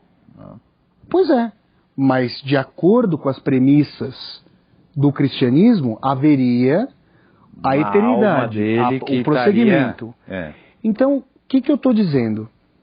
O Ivan, ele vai trazer essa reflexão, ele vai fazer tábula rasa de um tipo de reflexão teológica, que a gente poderia chamar de católico, ortodoxo, protestante, e vai se perguntar, o perdão não existe se aquela existência foi dizimada. Porque perdoar no lugar de alguém é perdoar o sofrimento da mãe e não o sofrimento da vítima. Claro. E aí eu estava falando para você, Celso, antes da gente começar a conversar, que o Dostoiévski, ali no século XIX, o espiritismo, estava falando do espiritismo, que é uma vertente que eu aproximo, logicamente, eu não digo que esse é o conteúdo da discussão do Ivan, eu estou trazendo um aporte lógico do que existe ali no espiritismo para que nós pensemos sobre essa questão. Em que medida? O Ivan, o Dostoiévski, frequenta alguns serões espíritas ali no século XIX, ali na Rússia do século XIX. Isso veio à tona e ele ficou sumamente impressionado. Quem tiver interesse pode buscar a revista Dostoiévski Studies, que é Estudos de Dostoiévski, que é a revista da Sociedade Internacional do Dostoiévski, que congrega os artigos ali dos estudiosos de Dostoiévski ao redor do mundo. O professor austríaco chamado Rudolf Neuhäuser publicou um artigo em 1993, na edição de 1993, falando sobre a forte influência que Dostoiévski, a forte impressão que o espiritismo, que as noções do espiritismo causaram ao Dostoiévski. E aí a gente fica pensando o seguinte: se a existência não fosse concebida no momento do nascimento, ou seja, de acordo com o espiritismo, não é só o espiritismo, tem tradições orientais do hinduísmo, do budismo, que falariam de outras vidas. Se a vida não fosse concebida no momento do nascimento, e se a vítima, numa outra existência, não só tivesse o ímpeto de perdoar o carrasco, mas se tornasse pai do carrasco, se tornasse irmão do carrasco. O hinduísmo é o karma, a ideia de karma é mais ou menos essa. Exato, a noção de que você vai tentar cicatrizar o karma, mudar o karma, infletir o karma, curar, reconciliar o karma. Essa noção dá um tom diferente para esse cinismo do Ivan em dizer que não nega Deus. Num sentido ateu estrito, é claro que não nego Deus, nego o mundo.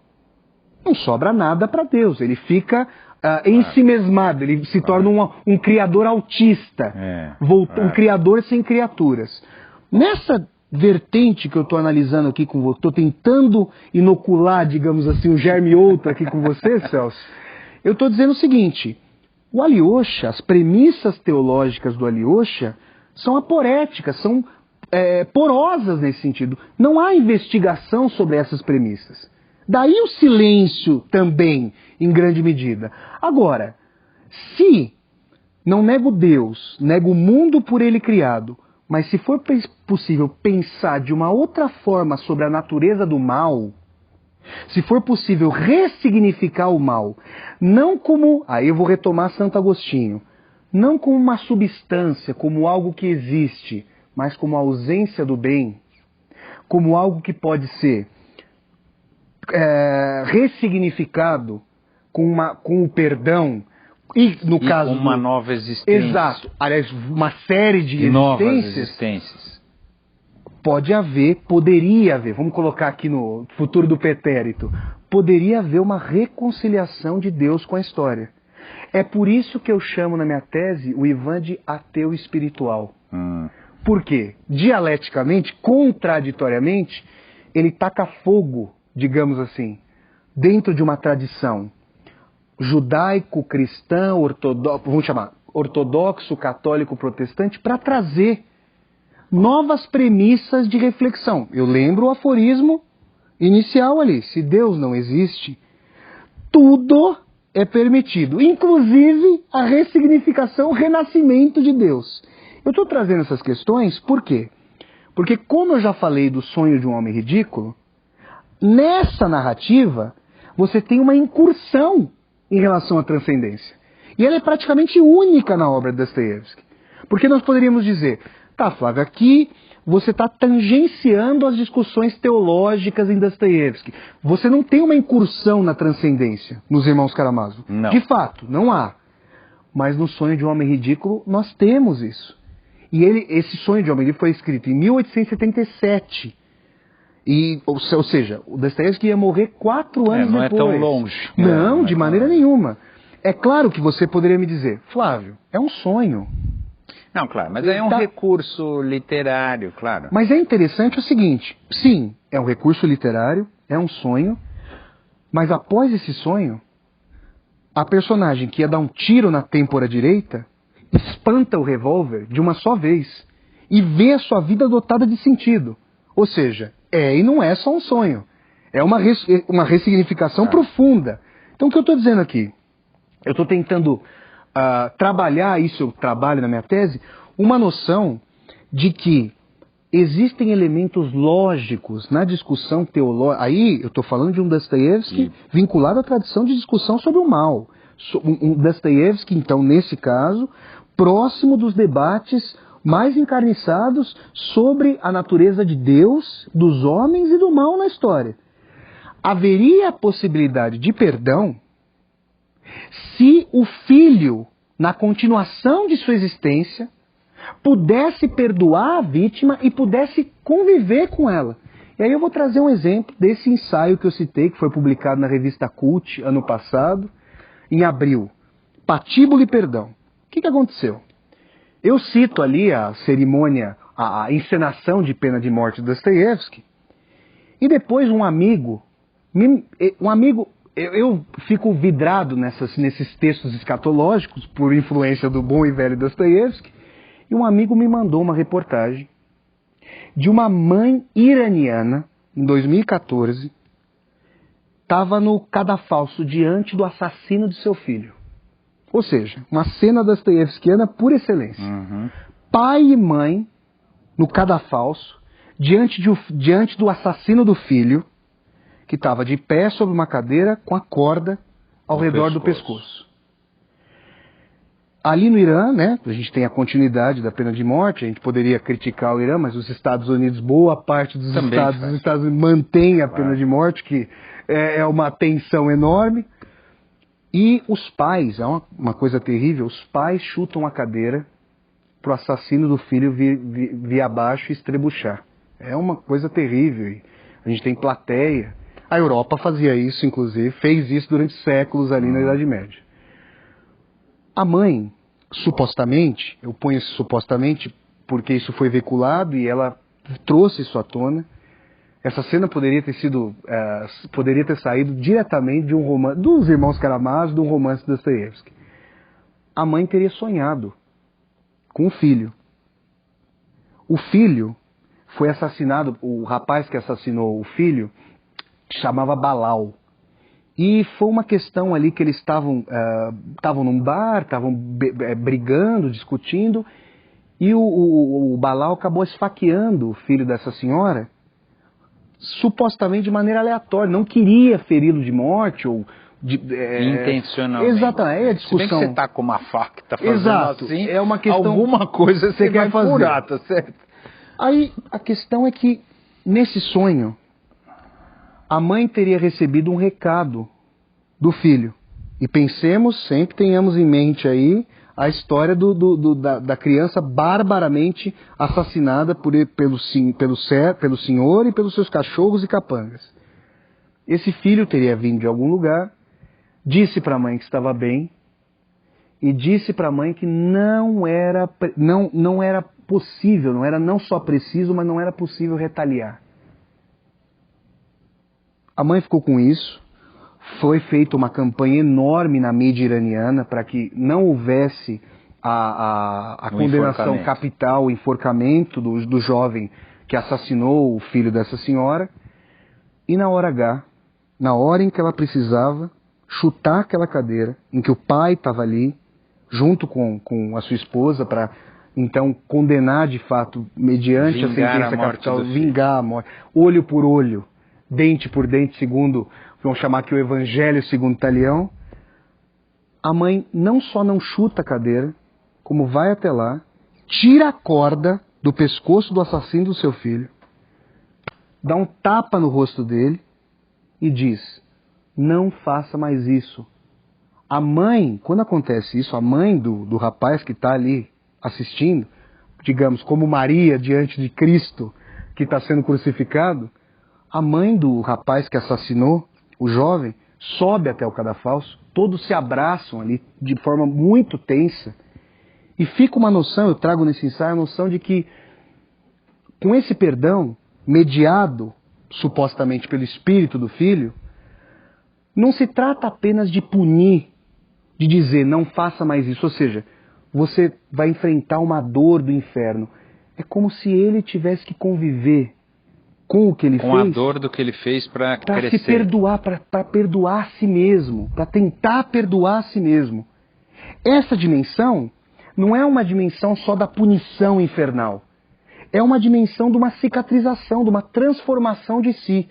E é essa transformação moral que o Dostoiévski não enxergava nas utopias voltadas só para esse mundo. Ele não percebia a possibilidade da alma reconciliar suas fraturas em apenas uma existência e sem uma ressonância ética para a eternidade. Então agora a gente tenta completar aquela chave inicial da questão política. Por que não se esgota a utopia radicada apenas e tão exclusivamente aqui, tão somente aqui, não esgota a possibilidade de transformação humana? Porque essa ação, esse clamor da transformação do coração do homem, e o Dostoiévski pensaria na citação do Cristo, por exemplo. Lá onde está o seu tesouro, ali reside o seu coração. Então essa noção do coração, da moralidade, eu não estou falando aqui de moralismo, de castração, de caga-regra, digamos ou assim. das interpretações moralistas. Exatamente, estou falando de reconciliação, bondade, justiça, e justiça para além da punição, justiça como perdão. Então, esse exemplo, que me pareceu uma resposta ali para o Ivan, aliás, uma resposta do Ivan, eu estou tentando pegar as premissas do Ivan e jogar o Ivan contra si próprio. Me parece que existe uma voz contraditória, uma abertura para um pensamento ali no Ivan, que faz com que nós tentemos pensar. Com um exemplo, quando eu criei esse texto, eu utilizei, como eu disse para você, eu utilizei a escatologia do Dostoiévski para pensar, a partir de um exemplo concreto, para discutir essa noção de perdão, essa possibilidade de cicatrização do espírito, digamos assim. Quando você pula para o outro capítulo do Inquisidor, do Grande Inquisidor, quando a gente vai para isso, onde o Inquisidor, o cara lá, que ele cria essa situação também, um recurso literário, né? Onde o Inquisidor descobre o personagem de Cristo. Cristo voltou, né, na época da Inquisição. Século XVI, a gente está... E o cara, o chefe da Inquisição, não é o Torquemada, mas podia ser, porque é na Espanha, tá certo? Exato, Sevilha ali. Deveria ser, né? Talvez fosse alguma coisa assim. Ele reconhece que Cristo voltou e fala, porra, o que você está fazendo aqui que você veio atrapalhar tudo? No final é mais... não, o final não. O começo é mais ou menos... Exato. Né? Percebamos que é interessante isso. Nós temos no capítulo A Revolta, então, o Ivan e o Alyosha eminentemente calado. No segundo capítulo, no capítulo sequencial, nós temos o Grande Inquisidor e Cristo calado, que retorna eminentemente calado. Mas são dois tipos de silêncio diferentes. Exato. Tem a noção de que o Alyosha nós sabemos, bom, os leitores, aqueles que ainda não leram já vão saber, mas vão chegar até lá. Tanto Cristo como Alyosha vão beijar. O Cristo vai beijar a testa do Grande Inquisidor e o Alyosha vai plagiar. O Ivan vai dizer, você está me plagiando, você está plagiando o meu Cristo. O Alyosha vai beijar a testa de seu irmão também. Eu não sei até que medida esse amor, que é muito importante, um exemplo, mas que é contingente e que não acompanha essas reflexões que o Ivan quer trazer à tona, eu não sei em que medida isso cicatriza de fato essa aporia enorme, esse questionamento central sobre Deus. Mas a lenda do Grande Inquisidor, aí sim, eu diria, esse capítulo forma as melhores páginas que eu já li muito até poderoso. Hoje.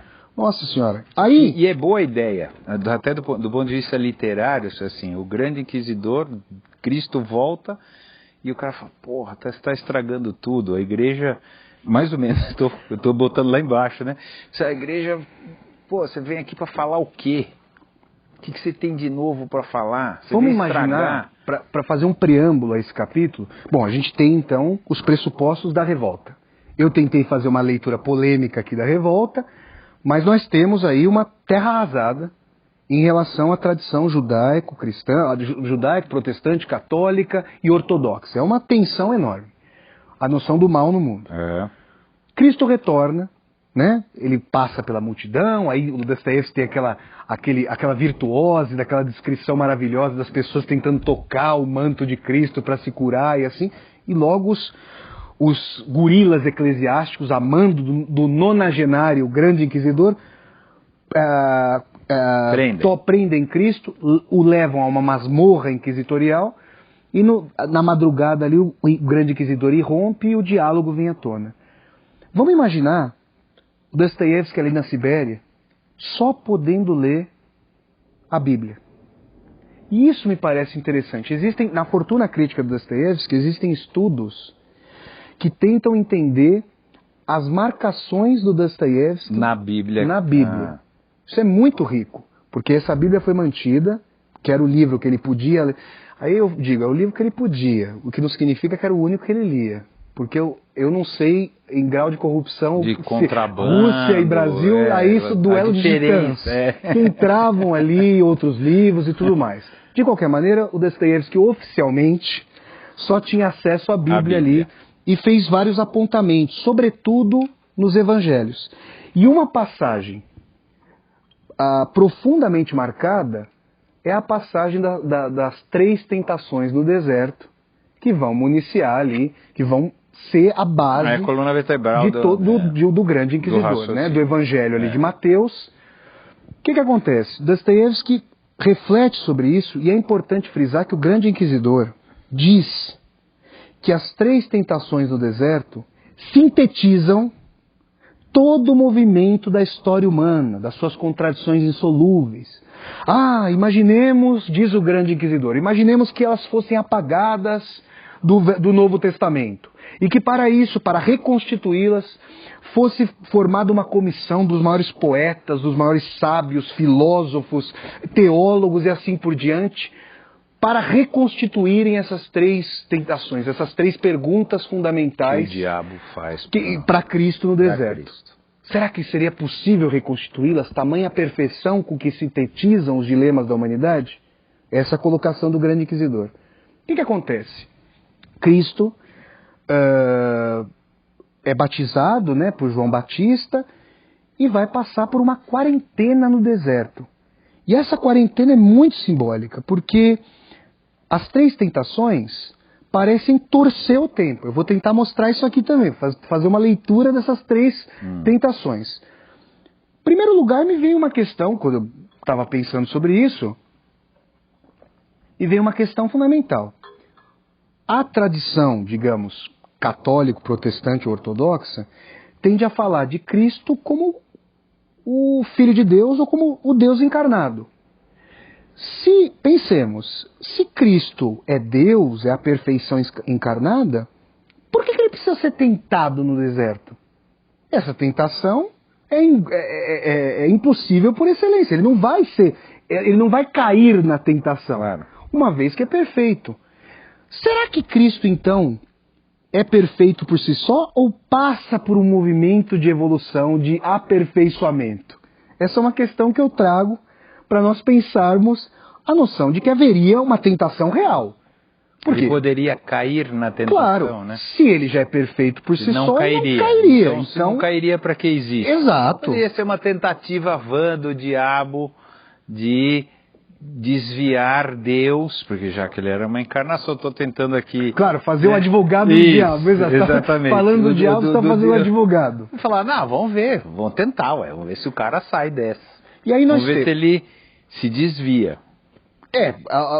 Apesar de que, digamos, se Cristo é o Deus encarnado, ele já sabe o que vai acontecer também. Sabe, mas então, ele permite, por causa do livre-arbítrio, que é outra discussão grande enorme. Ele permite que o diabo o tente. Aliás, o livre-arbítrio, a gente vai falar já sobre isso, a liberdade, a gente pode chamar de livre-arbítrio, a liberdade é um dos fatores que contraditoriamente fazem com que o grande inquisidor elogie o Cristo, elogie a possibilidade, a liberdade que o Cristo trouxe para a humanidade. Ele a gente vai falar e critica, não é isso? Eu diria que critica mais a instituição do que propriamente ou a fraqueza humana. Claro, aí vai falar da fraqueza humana. A liberdade, segundo o que eu entendi, claro. A liberdade faz com que a gente faça um monte de porcaria, tá certo? Que a gente erre muito. Não é isso? Ele critica Cristo por permitir que a gente seja livre para fazer todas as besteiras. Eu vou segurar essa colocação que é muito interessante para a gente chegar ali, para a gente caminhar pelas 3 tentações. Então, o grande inquisidor, que é esse diálogo, vamos dizer assim, a gente tem uma moldura narrativa, que é o diálogo maior entre o Ivan e o Alyosha. Dentro desse diálogo maior, nós temos um segundo diálogo, como se fosse uma caixinha de Pandora, aquela matriúshka russa, em que você tem uma mãezinha dentro da outra. Então, dentro do diálogo, a gente tem o diálogo, ou um monólogo dialogado, entre o Cristo e o grande inquisidor.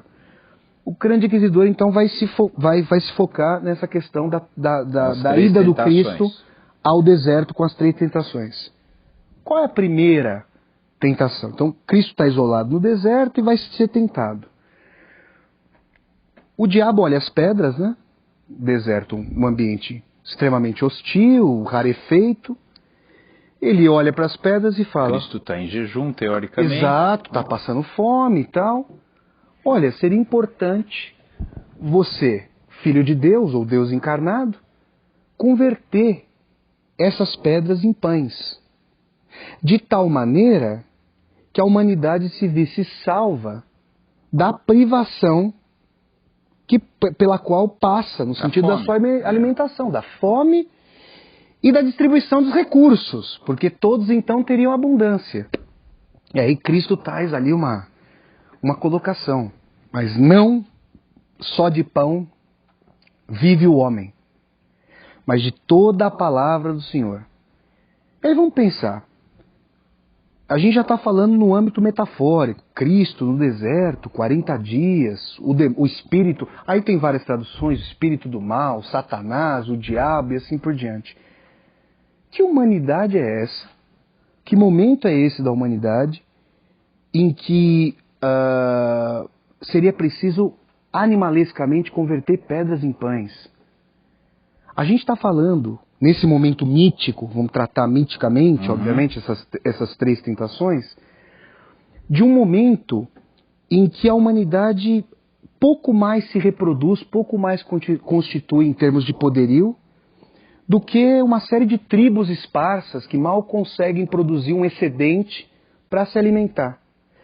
O que o diabo está dizendo ali no primeiro momento? Vamos chamar de diabo aqui, então. Do canhoto, Mefistófeles e assim por diante. O tinhoso. Escolha seu nome. Exatamente. O que o diabo está dizendo? Olha, uma das questões fundamentais da humanidade é a carência do estômago. Mas não só do estômago, é a saciedade material.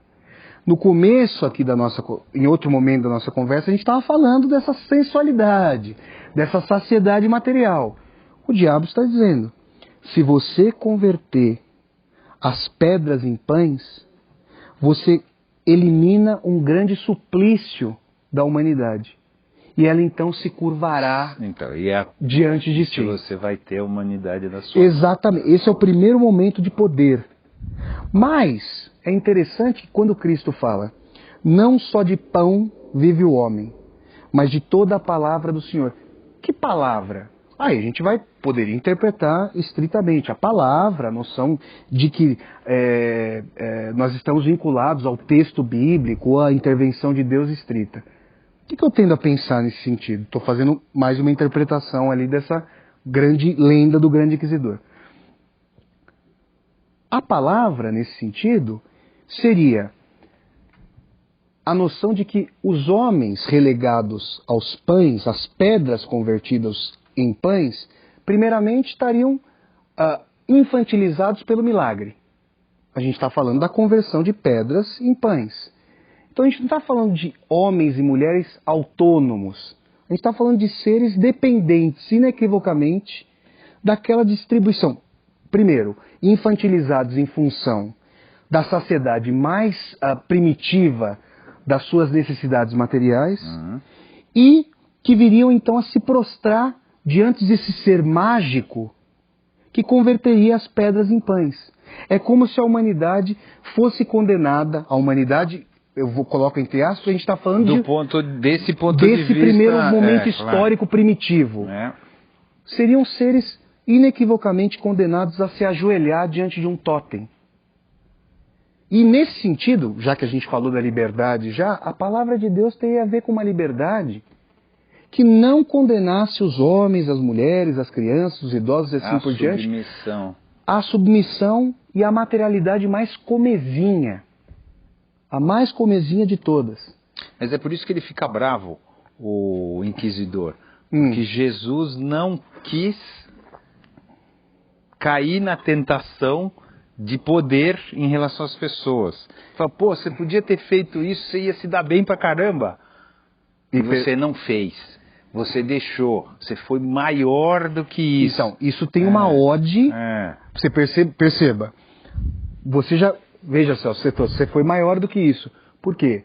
Essa liberdade é para tirar os homens, as mulheres, eu não vou chamar de humanidade, mas porque dessa condição heterônoma, completamente dependente. Então Cristo está trazendo uma lição maior, dando a chance das pessoas serem mais do que aquilo que elas são. As pessoas e o próprio agrupamento humano como história, para além das tribos dispersas. A gente está falando aqui, já que a gente está mencionando uma dimensão mítica, esses 40 dias são 400 anos, 4.000 anos. É uma síntese. Lembremos que ele fala de síntese da história humana. Lembremos das tribos originais. Lembremos das tribos judaicas conduzidas por Moisés, do cativeiro que Moisés era ali, para não morrer nas mãos do faraó. A sua mãe o deixou no rio. Segundo a lenda. Isso, né? claro. Porque nem existiu tudo Exato, isso. Claro. Ele teria feito parte da aristocracia egípcia ali então. Quando se descobriu judeu, se rebelou em relação às origens, às suas supostas origens egípcias e comandou uma rebelião de escravos. Os judeus eram submetidos ali no cativeiro egípcio para comandar as tribos judaicas até a suposta terra prometida e tudo mais. Então, nesse momento, esse momento heterônomo, dependente da humanidade, a primeira tentação diz respeito à superação de uma condição animalesca, primitiva, dos homens voltados para a saciedade mais primitiva, a fome, a dependência em relação ao milagre, ao totem e assim por diante. Percebamos que neste momento da humanidade, infelizmente, muito dessa primeira tentação é atualíssima. Infelizmente mesmo. Exatamente. Então, e percebamos que o grande inquisidor diz que essas três tentações sintetizam a história humana e as suas contradições. Então, quando eu falo que há um momento primitivo, isso não significa que esse momento foi superado. Claro. Ele pode estar eminentemente presente. Então, nós temos a primeira tentação e a saída de Cristo. E o demônio ali, exasperado, nervoso, e o seu pai autoral, o grande inquisidor, também. Apesar de, como eu estava dizendo, existia uma ode nessa crítica a Cristo. Por que você não entregou os homens à sua efetiva condição? Porque a noção é de que deve haver mais, deve haver um movimento. O homem pode ser mais do que isso. Exatamente. Aí, tinhoso e ardiloso como ele só, né, o nosso Mefistófeles vai pensar numa outra dimensão da natureza humana. Ele vai pensar na dimensão da tentação daquele que se isola da massa, sobe ao penhasco, digamos, vai a um ponto sobrelevado e observa ali a multidão, mas já não se sente parte dela.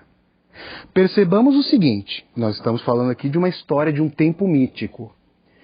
Nesse primeiro momento da primeira tentação, então, a gente está falando de uma série de seres que nem existem eles nem existem fora da comunidade. Se os seres estão tentando lutar pela sobrevivência do pão mais comezinho, e aí, faço um parênteses, naquele momento faz todo sentido a oração que o Cristo legou. O pão nosso de cada dia nos dai hoje. Ou seja, vejam que comunidade tétrica, que comunidade que pouco consegue se alimentar.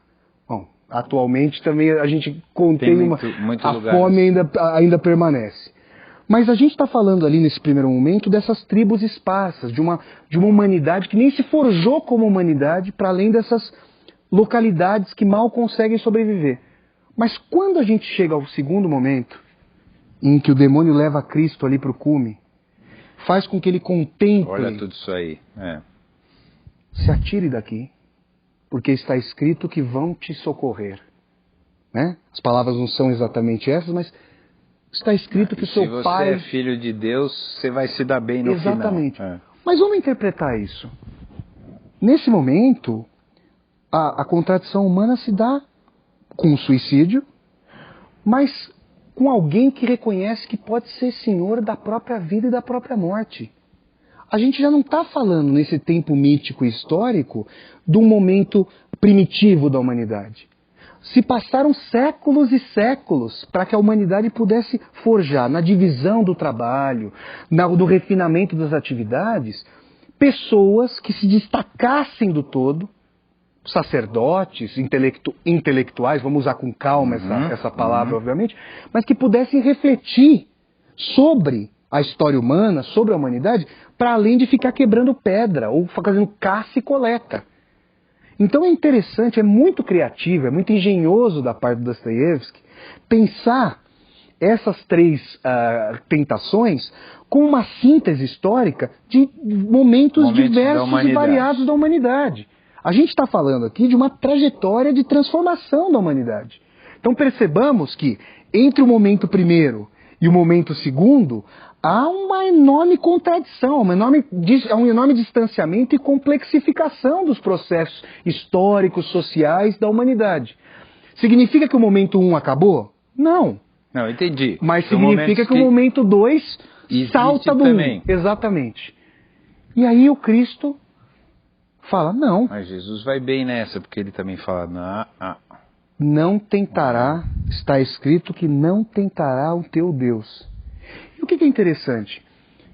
Esse Cristo que não salta, que não se suicida, ele se vê distante, ele é levado pelo demônio à distância dos povos que ele consegue observar. Mas se o demônio quer que ele aniquile sua vida e ao mesmo tempo tente ao Senhor, a solidão já foi formada. Essa solidão que não vê mais reciprocidade entre mim e o todo. Isso é algo profundamente atual nas nossas crises de depressão socialmente prescrita, de uma forma que não há vinculação mais. Parece que eu vivo em mim e não consigo me comunicar com os demais. Veja que esse é um tema fundamental ali da obra de Dostoiévski. Mas o Cristo diz, não tentará teu Deus, não tentará. Ou seja, o não suicídio, que também não é a afronta em relação ao Criador, é uma tentativa de fazer com que esse espírito se reconcilie com a totalidade, com os povos. E ao mesmo tempo ele fala, bom, se eu entrar na sua de tentar provar que eu sou poderoso, eu deixei de ser Deus nesse mesmo momento.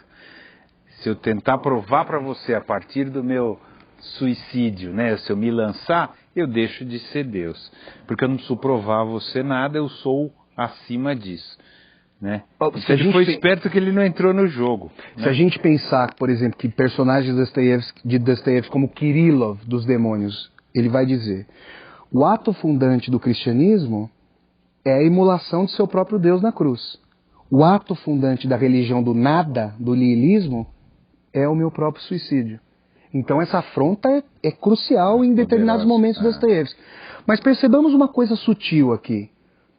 Esse ser que não se suicida e que também não tenta Deus, ele já não vai conseguir ter a mesma inconsciência dos seus ancestrais primitivos. Já não é possível que esse ser se integre à humanidade embotando a sua própria razão. Percebamos que a gente chegou a um novo patamar, a um novo momento de consciência da humanidade. Então, o Cristo já não coincide com o Cristo anterior. Percebamos que, se a gente pensar no bom e velho Heráclito de Éfeso, o rio ganhou uma nova calagem aí. A terceira margem do rio fez com que esse rio se consubstanciasse. Ele não pode voltar para as mesmas águas, porque a primeira tentação pressupunha um espírito próximo à humanidade ali heterônoma, dependente, praticamente inconsciente sobre si mesma. Num segundo momento, a gente já tem um espírito descolado do todo, mas que conhece o que está acontecendo, mas não se identifica com as pessoas. Para ele voltar... Não dá mais. Pensemos no Ivan. Como é que o Ivan é uma imagem muito forte do Ivan. Como é que ele poderia voltar ao convívio de todos? Como é que ele poderia não só deixar de conceber o parricídio, mas abraçar o seu pai?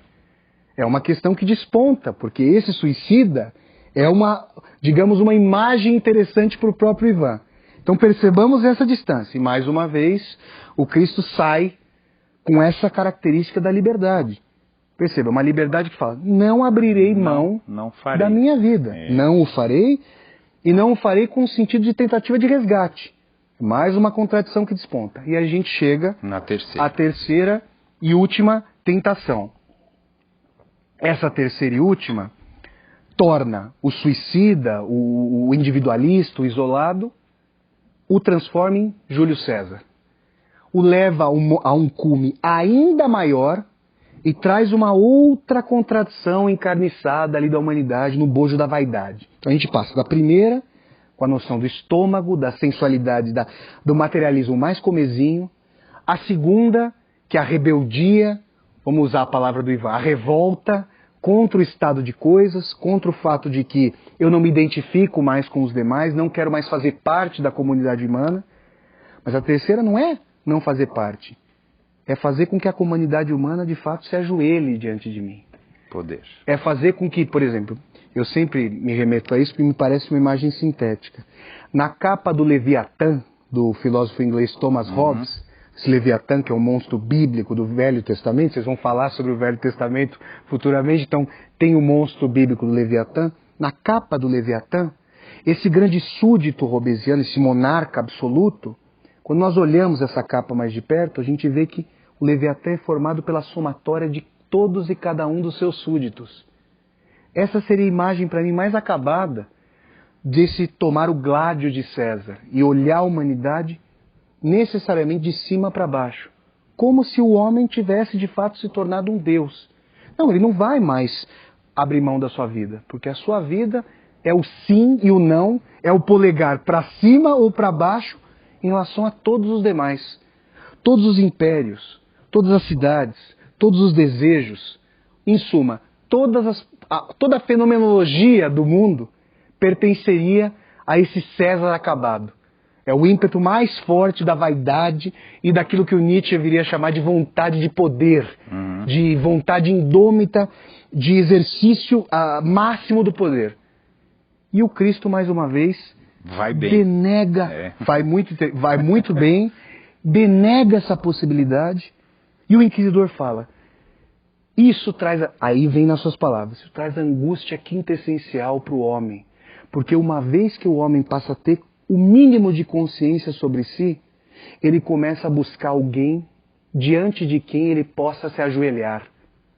Ao fazer com que o homem não se atenha às suas três, vamos chamar de três aqui, mas a pletora, a multiplicidade das suas contradições, você fez com que o homem fosse dotado de uma liberdade, que você chamou de livre-arbítrio, vamos chamar de livre-arbítrio também, para que ele se forjasse a revelia do materialismo mais comezinho, a revelia do isolamento e da tentação do suicídio, e a revelia do poder. É o homem dotado de uma trajetória de autonomia, de liberdade, para tentar encontrar uma possibilidade para voltar a se irmanar com os demais. Esse é um tema muito importante do Dostoiévski. E aí eu faço um parênteses breve. O que é esse voltar? Lá no Sonho do Homem Ridículo, o sonho que leva o homem ridículo do suicídio, da beira do penhasco do suicídio, para a reconciliação com um povo idílico, seria o retorno à Idade de Ouro, aquele mito grego que o Dostoiévski vai aproximar do cristianismo com a noção do Éden, aquele mito grego que faria com que as pessoas vivessem organicamente, com um ego vinculado aos demais. Essa é uma coisa que está presente ali no Sonho do Homem Ridículo e que essa liberdade do Cristo tentaria reconciliar. O que o Dostoiévski está trazendo, e isso está presente também em Notas de Inverno sobre Impressões de Verão, um livro que eu já trouxe aqui, é a noção de que no Cristo, em Jesus Cristo, há a concepção, há o desenvolvimento de um ego que, no limite, não se consubstancia, não se forma com um ego individualista, vaidoso e autocentrado. É um ego que, no ápice de sua força, se estilhaça e se doa para os demais. Então essa liberdade de que o Dostoiévski está falando é uma liberdade que se retroalimenta como solidariedade, como irmandade, como a tentativa de reconciliação com os demais. Essa é uma leitura que eu faço por quê? Que a gente tem a possibilidade, lá no Sonho de Homem Ridículo, de retorno a um Éden paradisíaco, mas isso, aí eu estou me posicionando, é algo complicado, porque esse Éden paradisíaco é um Éden de seres humanos muito próximos aos animais. É um Éden de seres humanos... Da ignorância, né? O paraíso como o não conhecimento do bem e do mal. Perfeito. Seria possível retornar? Seria algo válido? Seria algo importante? Seria algo que nós aceitaríamos, dado o transcurso da história? É uma questão forte, mas é algo que está presente na obra do Dostoiévski. De qualquer maneira, a lenda do Grande Inquisidor, e veja, nesse terceiro momento, a gente tem como que a consecução de uma grande civilização. E aí eu falo o seguinte, Dostoiévski tentou escrever, Celso, um ensaio chamado Socialismo e Cristianismo ao longo de sua vida. E ele dizia que a civilização é o momento, vejam como ele está pensando no movimento da história. É por isso que lá na minha tese eu vou falar em filosofia da história em Dostoiévski. Ele está pensando um movimento da história de tal maneira que a civilização coincidiria com o socialismo. Mas como assim socialismo? Vejam, aqui nesse momento socialismo, capitalismo se aproximam. Socialismo para ele é o reino do ateísmo, que poderia ser a mesma coisa do capitalismo. A noção de uma terra voltada sem Deus e voltada para si mesma. Então, nesse momento, ele fala da civilização como a agudização do ego. E ele vai pensar, como é que esse ego pode voltar a se integrar com o todo? Com a humanidade. Se não houver a transcendência, se não houver a eternidade, se não houver o perdão, esse ego vai girar continuamente ao redor de si mesmo e vai acabar cometendo a multiplicidade de ações que os romances dostoiévskianos vão narrar. Homicídio, extorsão, pedofilia, mentira, parricídio e assim por diante. Então, quando ele fala, para a gente sintetizar, quando ele fala em César, a gente chega ao ápice de uma civilização, a gente pode pensar inclusive na nossa época, em que essas três contradições se apresentam conjuminadas. Nessa terceira tentação, nós temos os três momentos das tentações tudo ao mesmo tempo, imbricados. E essa seria uma imagem sintética para a própria obra de Dostoiévski, para o todo. Imaginemos um sobrevoo panorâmico em relação à obra de Dostoiévski, e a gente tem nas várias personagens o sentido dessas contradições. Questões. Exato. Eu quero aproveitar esse momento para fechar, né? A gente vai ter que dava para ficar mais 5 horas aqui, mas uma hora a gente tem que acabar, né? E vai ter que ser agora. Claro. Então, no olhar de Dostoiévski, então, que a gente pode colocar os irmãos Karamazov como a obra onde ele coloca basicamente todas as questões que ele passou a vida discutindo, quem ele acha que nós somos? Quem somos nós, humanos? Olha, se nós então pegarmos como síntese, imaginemos então que as três contradições do deserto sejam uma radiografia, um raio-x, o esqueleto, a ossatura ou a alma do que é humano. Dostoiévski diria que o homem é a tentativa de reconciliação com o mundo, com a matéria, com a tentativa de justiça terrena, mas que não esgota o homem. Porque a justiça terrena não responde o clamor por justiça eterna, pela noção de que a vida não se extingue aqui. Então, quem somos nós?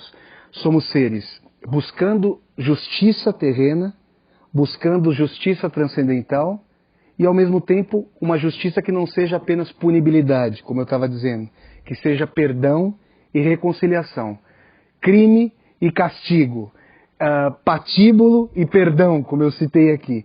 Esses temas forjam o homem, mostram que o homem, a mulher, que o ser humano é um ser eminentemente contraditório, mas essa contradição em Dostoiévski não precisa ser apenas o mergulho sadomasoquista, o mergulho malévolo no charco de si mesmo, como acontece, por exemplo, com o Homem do Subsolo.